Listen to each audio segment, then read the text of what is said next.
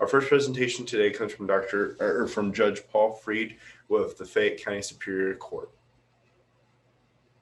Hello, my name is Paul Freed. I'm the judge of the Fayette Superior Court here in Connersville, Indiana.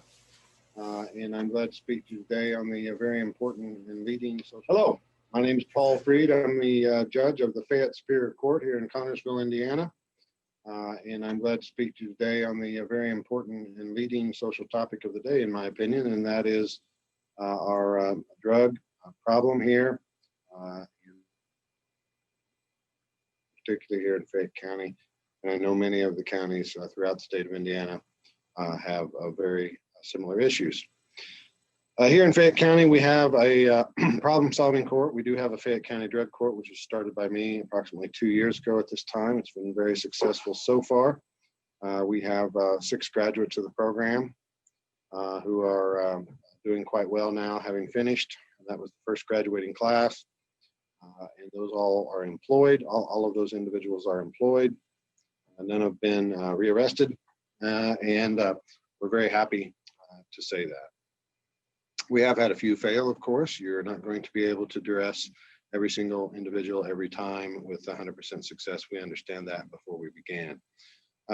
What I think that is very important, though, is, as I said, this is a leading issue. And one of the things that I try to convey to public leaders, certainly among our state legislators, the state assemblymen and women, and our state senators, is the need to increase the level of funding for drug, and I would say, I will add on there, highly associated mental health related issues as well, because they are overburdening the criminal justice system presently in the state of Indiana. We have had for many years now, a decade and a half, drug court or problem-solving courts available in the state of Indiana. They have been slow to accumulate in the various counties, but now they've reached quite a lot of use throughout the state. We surpassed 100 last year throughout the state of Indiana, and I think last that I had heard spoken, it was nearly 140 different problem-solving courts throughout the state of Indiana. So that's great. Here's the problem. We are in what I believe to be a proof of concept level of funding for these programs, and we're really past that as far as an operational output goes. We understand that the programs do in fact work well. They are successful. Lives are changed. They're saved. People are walking around happy and healthy and employed and paying taxes and not being arrested and not being a burden to anyone, but being a help to society throughout the state because of these programs. However, the only problem with drug court, as I always tell people when asked here in Fayette County, is that it isn't big enough. That is the only problem with drug court.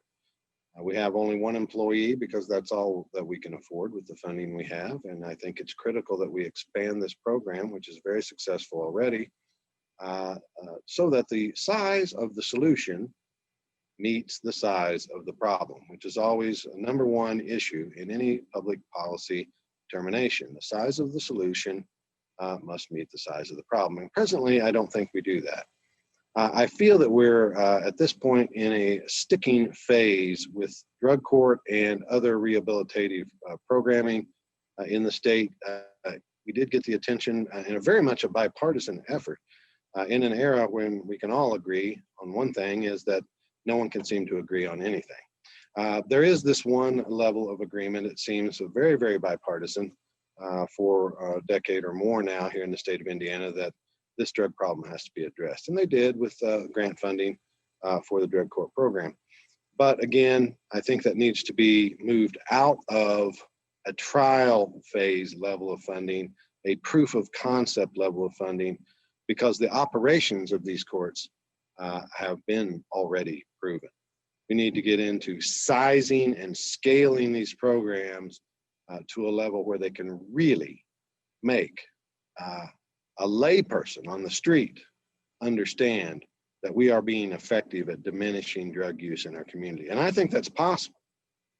I think it's likely if we have that level of funding. So I think it's critically important that we understand that it is necessary to increase funding for these programs. Now, aside from the obvious humanitarian issues where you have a parent who's addicted and who is, we know statistically, considerably likely to die. Many of these folks have, of course, small children. Then the children are orphaned. Often you have both parents die. One parent is ineffective because they're in active phase addiction. The other parent passes away from an overdose, and the child is effectively orphaned as the only parent they have left is not able to parent. All of these things can be avoided. Death can be avoided. Unnecessary orphan conditions for small children can be avoided. The burden, which last I knew, the Indiana Department of Corrections was estimating their annual cost to keep a prisoner at $19,000 per year at least, as a low estimate, $19,000 a year. Our entire program has, for example, just as a sample, one could go from county to county and see similar statistics. We have, as I said, already graduated 6 persons, all of whom had 6 to 10 years of Indiana Department of Corrections incarceration time hanging over the heads. They would all still be, to this day, in a prison here in the state of Indiana if it had not been for their participation, and successfully so, of our program. So one can quickly do the math, just taking the low estimate, 6 years, 6 people, 36 years, okay? So you see where we're at. We're at $750,000 saved already in this program, just out of the very first class. How much have we spent on the program? Well, to date here in the approaching fall of 2020, we've spent about $240,000. So I'm flat telling you, very simply, I've already saved the taxpayers of the state of Indiana $500,000, and I've scarcely even begun. I've already saved $500,000. So obviously, this is money well spent. This is a 3-for-1 deal for the taxpayer. Every dollar that you can get your state assembly person or senator to put into this program pays you $3 back at least on the back end of what you save from the DOC and from your local sheriff's department's countywide funding, which I didn't even get into that. I was just telling you the cost of the Indiana Department of Corrections expenses. There's also a whole nother array of expenses for your local sheriff's department that are saved as well. Prosecutor also. So this is my number one issue with drug addiction right now. This is my pet project. I live for this. It's the best moments of the week when I get to interact with my drug court participants and try to really help them change their own lives. They have to decide to do it themselves. No one can make someone do something that they don't want to do ultimately. You can cajole them into trying, but ultimately if they don't see the light and wish to make a change, you're not going to be able to do that successfully. But many you can reach. Most even, I think, you can reach. We're doing that. It is successful. I invite my fellow citizens and certainly my peer professionals in the addiction and mental health rehabilitation arena within public policy here in our state to get real serious about talking about this in a very serious way. And when we talk about public policy, serious means money. If you don't have the money, it's not really serious. It's just talk.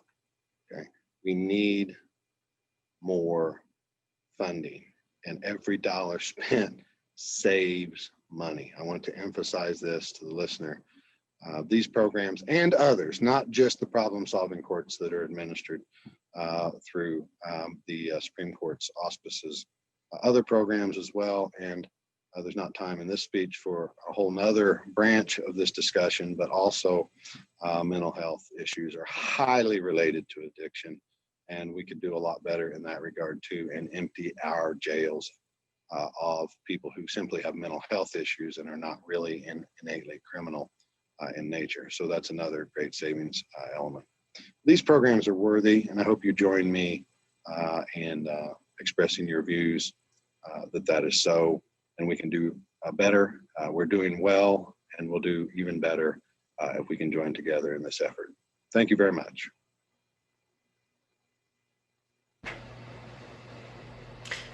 Thank you, Judge Freed, for those wonderful remarks. The judge was not able to join us today for live question and answer, but we would like to open up this time for any questions that we can share with him and get back with you. To remind you, there are 3 ways to ask questions. You can either unmute yourself and verbally ask those questions, and we will write those down. You could add them to our chat window, which several of our staff are currently monitoring, or you can go to that help link that we had showed earlier that is being shown right now, where you can ask that private question of the judge or from any of our panelists that we'll have with us today. So that was so if you have any questions, please unmute yourself now. Dr. Anwar, that was a wonderful presentation by the judge, talking a lot about different ways, a different way of really looking at substance use disorder, looking at ways to save taxpayer dollars, which is a really important concept, and also it has a better outcome. What were some of your takeaways from that presentation? I think the judge made a very important point about when we're talking about funds going into such programs, whether it is the programs through the problem-solving courts or whether it is the programs through harm reduction efforts. The amount of dollars that are put in, we need to consider that how much money is actually saved at the other end when we're talking about the lifelong treatment of a lot of these health conditions and reducing the recidivism rate. So it's kind of like saving dollars by investing some at the front end of it. And that was my biggest takeaway from his, is that whenever we're talking about it, we should be continuously looking out to the funds which are available, creating opportunities to access those funds in our rural counties. I think is going to be the biggest thing that we can do to actually tackle this epidemic from the criminal justice point of view, instead of just incarcerating these people who actually need mental health access and not necessarily being locked up and then actually becoming a bigger, I would say, burden on the taxpayer money. Wonderful. Well, that was a wonderful presentation. Again, if you have questions, please send those in